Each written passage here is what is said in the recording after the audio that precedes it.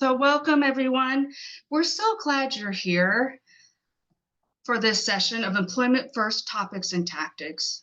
Today we're diving into a critical shift, which I think is one of the things that we're seeing as we have Employment First in Arizona. It's how we approach employment services and moving away from job readiness and towards an employment first philosophy or approach. For years, people with disabilities have been told they need to be ready before they can work. But who decides when someone is ready? What if readiness isn't the issue at all? And today we'll explore how shifting from job readiness to employment first can create real employment opportunities for people with disabilities right now and not in the future in months or years later. My name is Lori Sandonay. I'm a Systems Change Liaison with the Sonoran Center for Excellence in Disabilities. I'm located in Tucson, Arizona. Thanks for being here today. I start all my trainings with an affirmation. So today's affirmation is, everyone has talents, strengths, and the ability to contribute.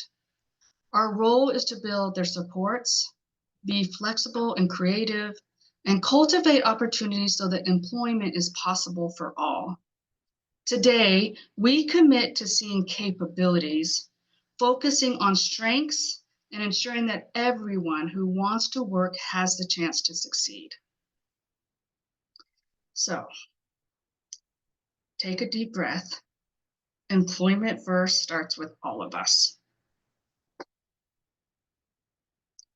Before we go further, I want you to take a moment and just reflect. When you hear the phrase job readiness, what comes to mind? Take a moment and jot down your thoughts, whether it be in the chat or on paper or in your head. Just think about, what is job readiness?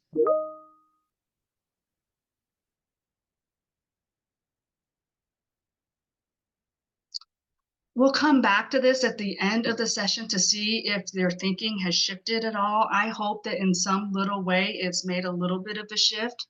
For many, job readiness means training, assessments, and proving ability before someone can work.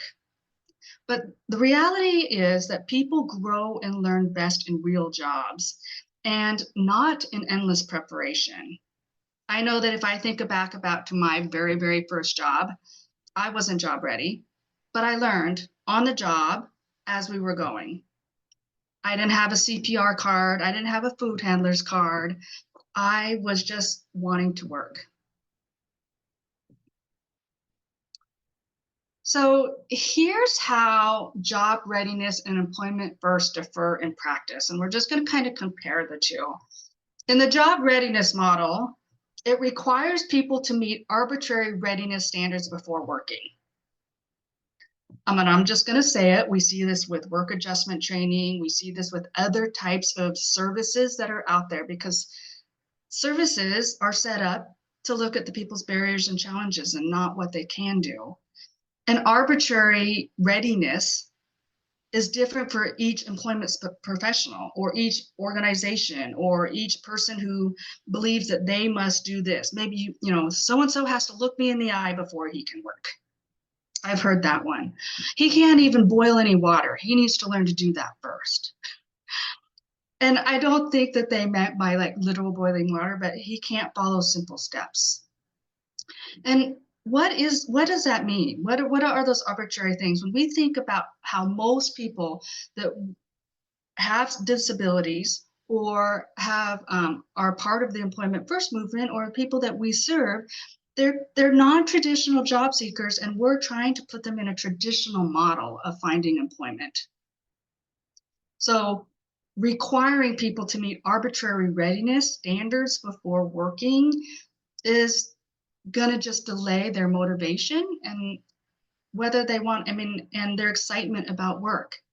I truly believe that our role as a direct service employment professional is to support people in being excited about work, support them in wanting to work, and support them in the job itself. If we're doing worksheets and if we're doing, tests or assessments that don't lead to paid employment, that's going to be unmotivating. I don't want to sit and do a worksheet or do something that I don't think is going to do, like, for example, a food handler's card. If I'm not interested in food service, it also delays employment by focusing on pre-employment skills.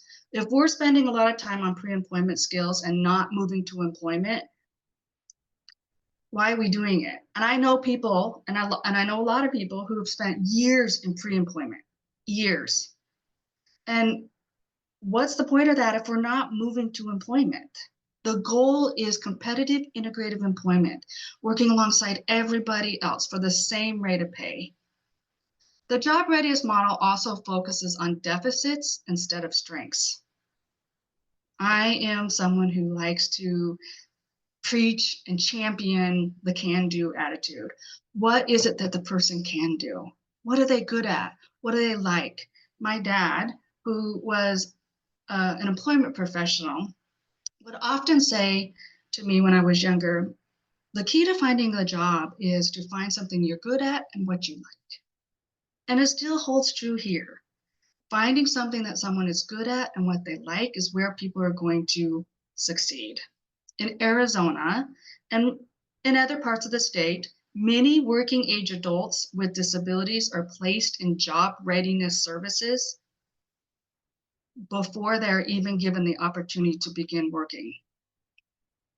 And I've mentioned this before, but it's like work adjustment training, other services that just like you need to learn to do teamwork, communication, problem solving, all these things before you can even go to work. And these services, in my belief, create unnecessary delays, keeping people out of real work for real pay for months and years. And it's not even just services like center-based employment as well, where the goal of that was to do some training and then move them to competitive integrative employment. But as we know, there are people still in competitive integrative employment for years and never moving out of pre-employment. Job skills and work readiness start early and at home and in school. So by the time that transition services begin, students are building on real experiences and not just preparing for them.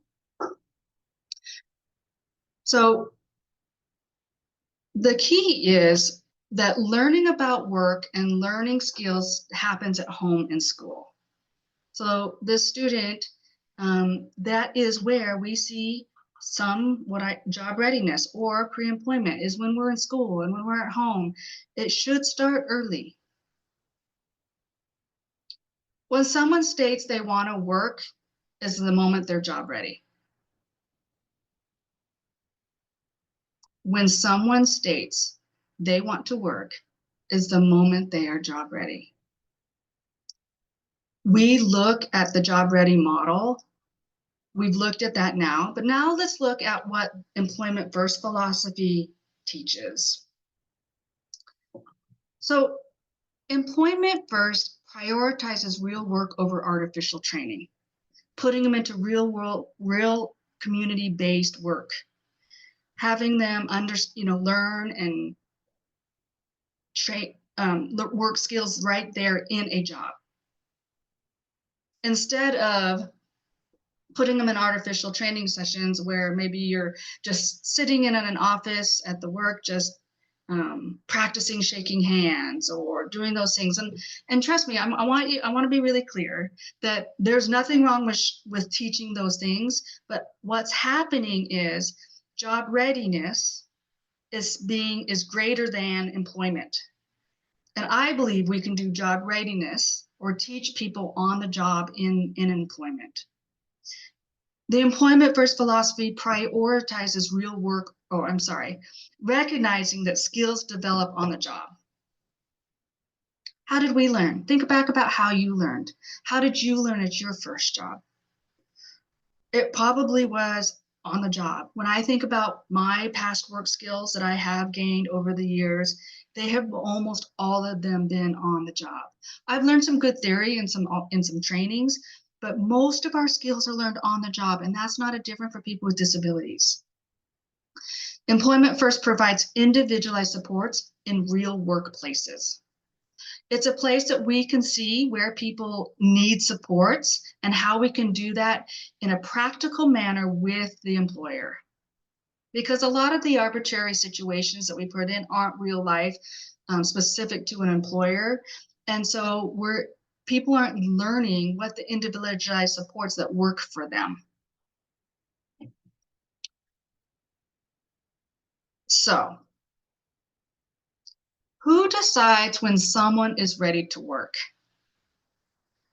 I remember when I was a kid at like 14, I was saying, I want to work, I want to work, I want to get a job. And the reason why I wanted to get a job, I wanted money.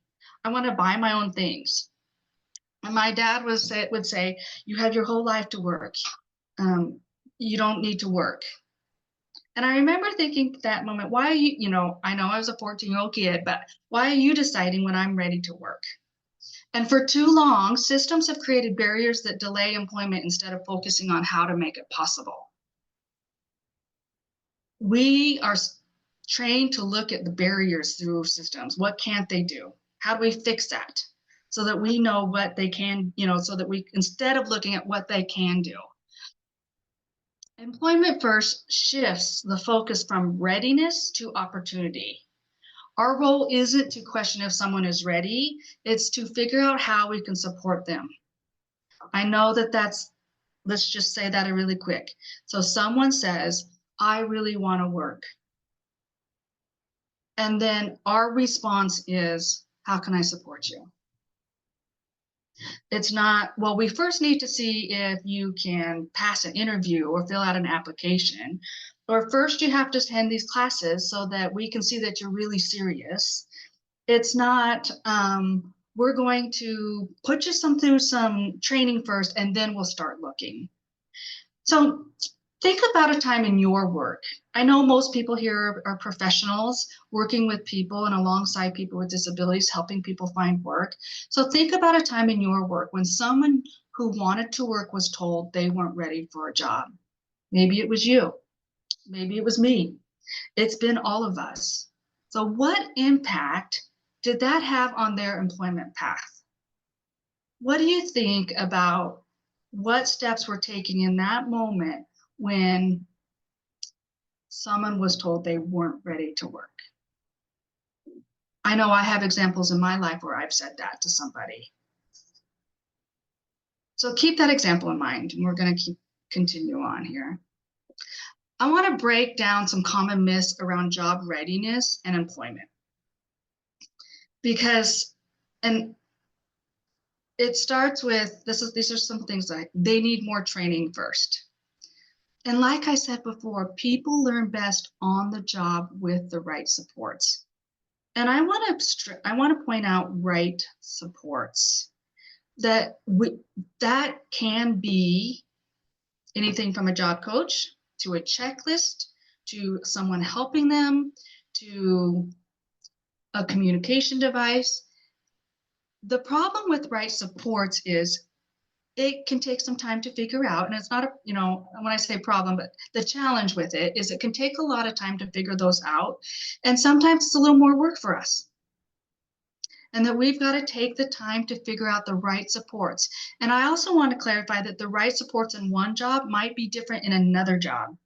And the right supports for one person with the same disability might be different for this person with that same disability. That's where the individualized and person-centered approach comes in.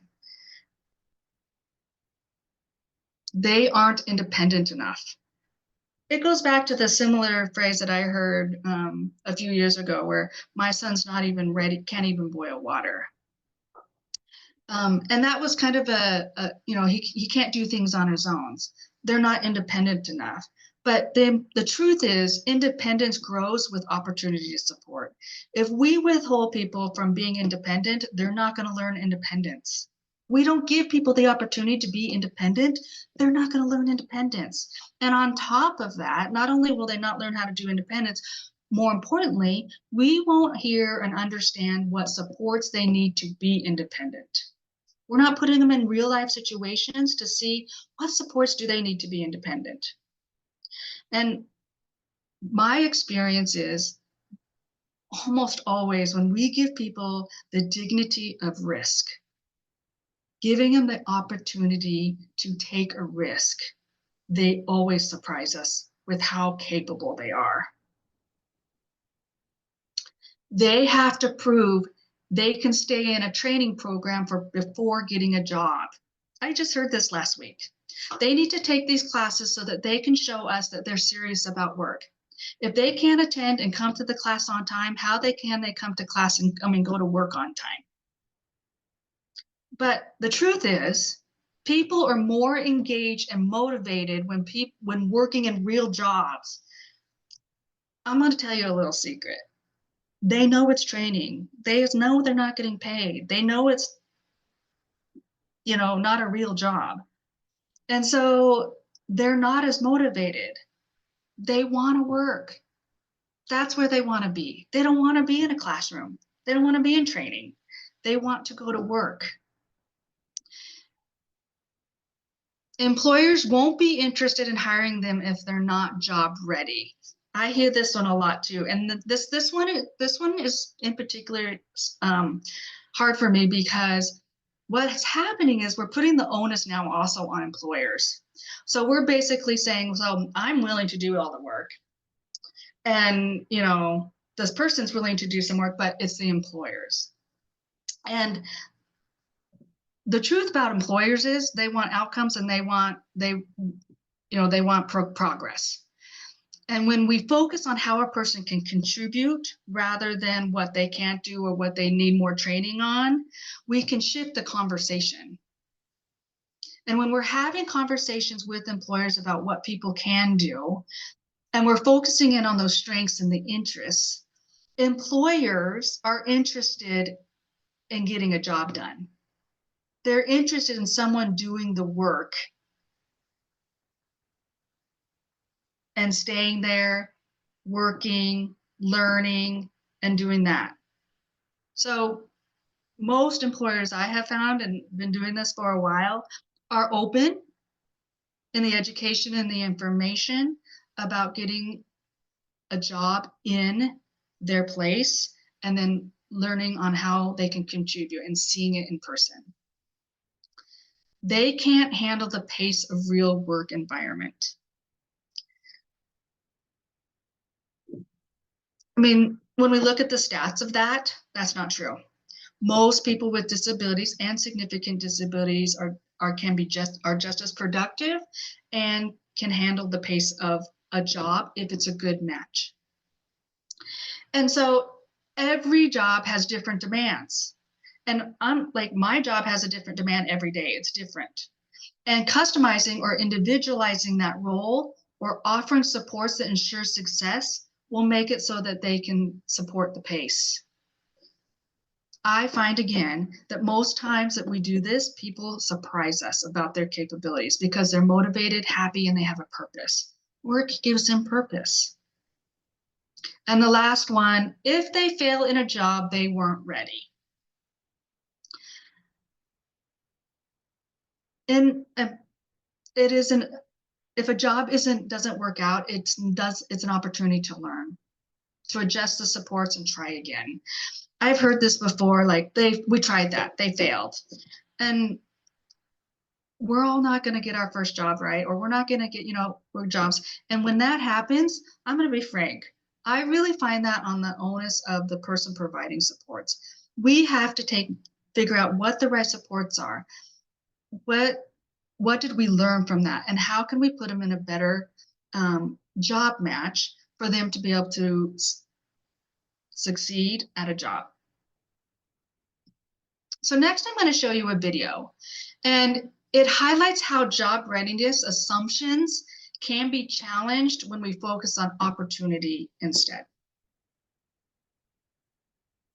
So one story that I like to tell is about a man that Hope House Foundation supported, and he was a very large man, probably over 350 pounds, and he did not like hygiene stuff. I mean, he didn't like to bathe. He didn't like to brush his teeth. I mean, we never even mentioned flossing. Um, and so we were very concentrated on he had to do the hygiene. In fact, nothing else mattered. We're not going to teach you how to use that microwave until you bathe, because that's first, right? That's first things first. And we probably spent about $500,000 over, I don't know, 6-year period, um, with that basic approach, that basic philosophy: hassle, nag, and document. He'd go to the day center would call up and say, Willie doesn't smell work ready today. We'd have to get in the car, drive to go pick him up, hassle, nag, document, hassle, nag, document. Usually by, I don't know, 8 or 9 o'clock at night, we could get him in the shower. But of course, you're all clean, nowhere to go, you know? So it made no sense. But I think in this industry, we do a lot of those things over and over again. Things that we know don't make sense, but we continue to do. And what we need is a disruptor. And this disruptor, her name was Jan. And she said, I want to support him, but I don't want to do any of this hygiene stuff. I don't even want to mention it. And she said this to me. And I said, well, yeah, I don't think that's going to work, because, the day center is going to call you up. And what are you going to say when they said he doesn't smell work ready? You're going to say, we're not doing anything? Because I'll tell you what they'll say: we never thought you were anyway. I mean, that incredible partnership. But she really insisted. And he lived in an area, it's a very big port town. And within the first week, we were having a big, well, I call them slap-down meetings, but I think what they're known as is, interdisciplinary meetings. And the day people were there, the behavioral consultant, all of all of those folks. And then, of course, the person that we're talking about, he's got his back to us. He's not even speaking at it. And Jan is there. So we go on and on about how we're going to make sure he's clean and blah, blah, blah. And then he just pipes up and says, I quit. You quit what? I quit this. I quit all of you. I quit you. So Jan and him leave, and unbeknownst to me, I mean, I didn't know where they were going, other than we were just all sitting there like, well, now what? And she took him down to the docks, where she helped him that day secure a job as a dock worker, where everybody smelled like him. The only thing he was missing was the union tattoo. He had it within a month. And he became this, he took this journey within 4 hours of being this problem client to a hero, because that guy could lift those pallets all day long. And it was impressive. And because we had kept his life full of nothing, he was available all the time. It didn't really matter when the ship came in. Yep, he's free. And he started making overtime pay and doubled Jan's salary within 6 months. He still works there. He's had 3 promotions. He had support that was daily. I don't recall exactly how many hours per week, to now a couple of hours per month. And that's only when we can catch him home. And that's only when he gets his paycheck and he's into some investing now. The people he hangs out with are dock workers. Now, I don't know if you hang out with dock workers. It's been years for me. But you want to talk about a circle of support. That's the kind of circle of support. So I guess he'd been in the job about 5 years, and Hector was supporting him. Jan had moved on. And Hector announced at this big agency-wide meeting, you're not going to believe this, but Willie joined Weight Watchers and has lost 100 pounds. Oh, we're whooping, we're clapping, yay, all right. And I said in front of, a couple hundred staff people, what did we do? Let's share. What did we do? He goes, oh, no, yeah, I wish it was us. It wasn't. That dive bar down at the end of Redgate that all the dock workers hang out at? I go, yeah, I've been there a long time ago. He goes, well, Wanda with the gold tooth there, she's a waitress. I go, yeah, okay. She just walked by him one night and said, you'd be kind of cute if you dropped some of that weight. I said, you are kidding me. Wanda with the gold tooth? Hector goes, yeah. Motivation, it's a funny thing. And it is a funny thing. But it's outside these agencies, not inside them.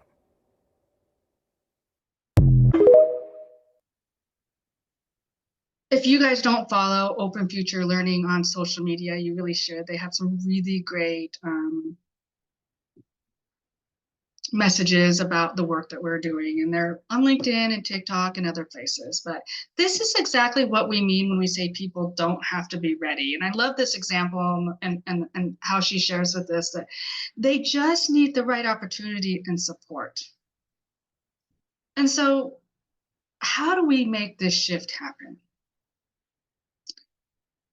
I want to say here that I know what I'm hearing. Lori, are you saying that we don't need to do any job readiness at all and that we just put them straight into a job? And I want to walk through just real quickly here the best practices timeline for preparing individuals with disabilities for employment, because there is a time and place, but it's happening early in this kind of first phase, or this, kind of in this area. The key to success is starting early, having the talks at home, embedding employment expectations with family members within the education, and discussing and ensuring that they are exploring what they want to do, exploring what their interests are. Parents play a crucial role by talking about work at home, assigning responsibilities and chores. But most importantly, it's that expectation of work and setting it that having those what do you want to be when you grow up conversations. At this stage of pre-employment, about 14 to 16 pre-employment transition services could begin. I like to have people do these in the classroom, and then those who have school enterprises, such as student-run businesses, this is the time that they could be doing this, is early on. Employment expectations should be built into a student's IEP as part of their transition plan. And then as we move from 16 to graduation, it's time to shift from real work community experiences. I'm going to say this, real work community experiences, even early, even before this, is ideal. I understand that we don't have that always available, but I really believe that once you've hit 16, you really should be trying to get real work experiences, whether that be through school or your home. You can do work-based learnings out in the community. Your IEP goals should reflect real-world employment and not just classroom-based readiness activities. So yes, when we talk about job readiness, does it have its place? Absolutely. The last year before graduating, they should be referred to voc rehab. And then the goal is not just graduation, it's employment. And I think a lot of times, I get it, families are like, we're just going to make it through this. But competitive integrated employment should be the priority by graduation. And students should either be working or have a plan for employment. And then the future, of course, is that we want financial independence and stability, that they're continuing to advocate and have advancements in their work. So this is the place for job readiness. It's in the early beginning stages. So yes, there is a place for it. But once they become working age adults, or once they become to the point where they want to work, and a lot of times when you think about people who get jobs for the very first time, it might be at 16, 17. That's when they're ready. That's when we move into finding a job. Success isn't about readiness. It's about the right support. And that lies with us as service providers. I'm going to say that again. Success isn't about readiness. It's about the right supports. I think we should take a minute and just celebrate that, right? It may also take more work or effort on our parts or on parents' parts, but it also means looking at how we do our work now and making a shift to employment first. Instead of delaying employment, we should be integrating support into real job settings so individuals can learn while working, not before they start working. So how do we make this shift? We have to rethink assessments. Focus on strengths and not deficits. Instead of measuring what someone might lack or what we need to do to fix them, we need to look at their unique abilities and their potential and their capabilities. Assume confidence. They brings their abilities to the table, and we need to see them. And I know this is hard. Systems are set up to look at barriers and challenges. I get that. But it's our job to shift that. We can still address challenges and barriers in supports and preferences. Assessment should identify strengths that can be built upon real work experiences. I know you're going to hear me say that word, real work environments, real work experiences, but I can't put enough focus on that. That's where we see the success is in community-based with real life employers. Rather than serving as a barrier by focusing on deficits, we can identify those strengths.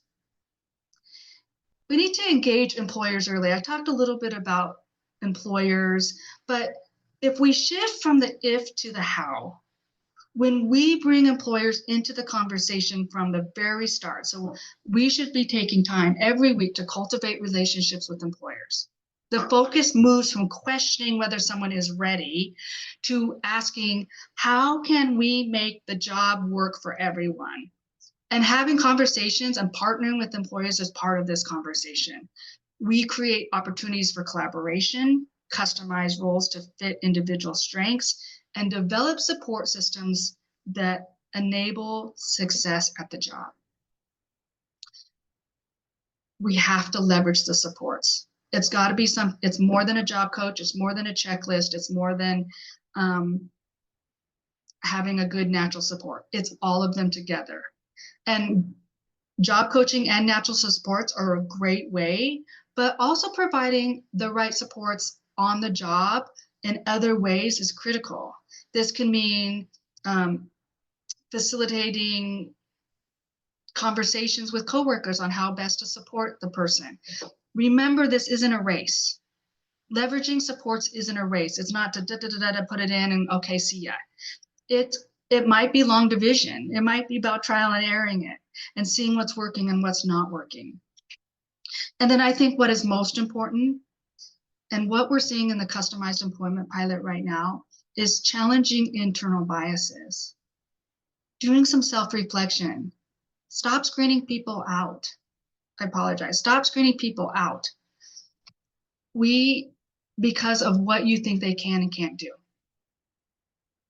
We need to start seeing people for who they are, for what they can do, and remove the lens of assumptions and systematic barriers. So, which of these shifts resonates most with you? What one is one step you can take in your own work to make the shift? Just today, pick one of these that you're like, I'm going to do that this week. So I have a quick little story that I was working with a school here in Tucson, and I had a habit of always asking for, I want the students that you believe aren't going to work. Because usually what happens is when we do kind of like services, they give us the students that they believe are going to work. So I'm like, who is it? And one of those students was this young lady, and they're like, she can't work. She can't wear because she wears cat ears. And her hyper focus was cats. So there was other things that came with that, like there was probably some, they told me that she was really immature. She liked cats way too much. She would kind of sometimes act like a cat, but she won't take off the cat ears. And I was like, why are we focusing on her cat ears? Like, she had other strengths and interests. She was interested in kind of making fashion statements. And so we ended up finding her a job or a work experience at Plato's Closet, where they want people with their own identities. They like people to show who they are through their individualist style. And so she was a really great fit there because she was allowed to wear her cat ears. We didn't have to work on like removing those cat ears. We did focus a little bit on changing them out sometimes. But I kind of laugh at this story because literally this was me 2 weeks at work, 2 weeks, 2 weeks prior at work, wearing my cat ears. And I mean, and when they're sharing this with me in the back of my head, I'm like, okay, well, I sometimes wear cat ears, but it doesn't change the way we do our work. And it doesn't change the way our strengths are and what we can do. But people were so focused on that it didn't fit the mold of what a worker is. So let's recap. Employment first prioritizes work over training. People learn best on the job with support. Shift the focus from if someone can work to how can we support them. And then it's not on us. It's on us, not the job seeker, to create opportunities. And I know that I have seen firsthand how making these shifts creates real opportunities. I've seen employers say yes to hiring when given the right supports, and job seekers succeed when placed in real roles rather than stuck in training. So before we close, I want to take some time and do a little reflection. Take a moment to reflect on what is one thing you will do differently after this session. And think back to the person you reflected on earlier in this training, and how could this shift to employment first have changed their outcome?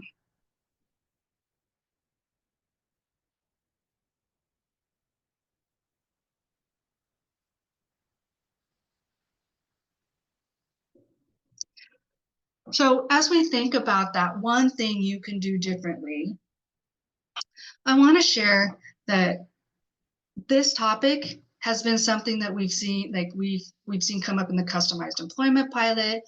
It's something that is a little controversial in the sense that many people are very set on work job readiness. And I want to acknowledge that out here. I want to acknowledge that I understand where this place is coming from. I just want to challenge you for a minute, though, to kind of take that and shift it. What if we instead just try it, see what it looks like, go from, okay, you want to work, let's do it. And you work with that person to find the right job for them. And remember that change starts with us. And when we shift that mindset from job readiness to employment first, we can create real work for real pay for anyone who wants to work. And our hope is that as you look at this reflection and you go about your week this week, you remember maybe a moment of this webinar and you think, what is it that I can do differently that I would have normally done here? Maybe normally I would have do this, but I'm going to take a minute and do this today. And I'd love to hear what some of those things are as we move throughout the week and see what else you could do to make that shift change. So I want to thank you for being a part of this important conversation. I recognize that maybe I caused a little more confusion, but if that's the case, it means that I've challenged your status quo a little bit. It means that maybe after this training, you'll think about this. I'm well aware that learning happens a lot after trainings, and that I'm hoping that you'll think about this and continue to think about what it is that we can do to better support job seekers. How can we look at them and say, how can I best support you in getting a job? So I want you to know, I know a lot of people here are service providers, and the work is hard and you're doing a good job. I just challenge you to kind of make some shift changes and to look at people for individualized, person-centered, and on what they can do. Because I believe that employment first makes a big difference.